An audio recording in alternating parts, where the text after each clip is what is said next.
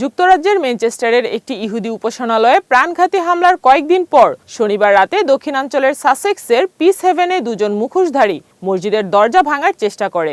এরপর সিঁড়িতে পেট্রোল ঢেলে আগুন ধরিয়ে দেয়। ভারতের উত্তরাখণ্ডে মিস ঋষিকেশ সুন্দরী প্রতিযোগিতার রিহার্সেলে ছোট পোশাক পরে আসায় মডেলদের শাসিয়েছেন হিন্দু শক্তি সংগঠন নামে একটি দলের নেতাকর্মীরা। ইন্দোনেশিয়ার সরকার জানিয়েছে, সাম্প্রতিক বিক্ষোভ নিয়ে অনুরোধ করা তথ্য সরবরাহ করার পর টিকটকের অপারেটিং লাইসেন্স স্থগিতাদেশ তুলে নেওয়া হয়েছে। প্রায় 10 কোটিরও বেশি মানুষ এটি ব্যবহার করে। ইসরায়েলের গাজা যুদ্ধ নিয়ে নেতানিয়াহু সরকারের নীতির বিরুদ্ধে অবস্থান নিয়েছেন যুক্তরাষ্ট্রের অধিকাংশ ইহুদি নাগরিক। জরিপে দেখা গেছে 61% মার্কিন ইহুদি বিশ্বাস করেন ইসরায়েল গাজায় যুদ্ধাপরাধ করেছে, আর প্রতি 10 জনের 4 জন মনে করেন ইসরায়েল ফিলিস্তিনিদের বিরুদ্ধে গণহত্যা চালাচ্ছে। নেপালে টানা ভারী বর্ষণে সৃষ্ট ভূমিধস ও বন্যায় অন্তত 42 জন নিহত হয়েছে বলে রবিবার জানিয়েছেন এক দুর্যোগ কর্মকর্তা।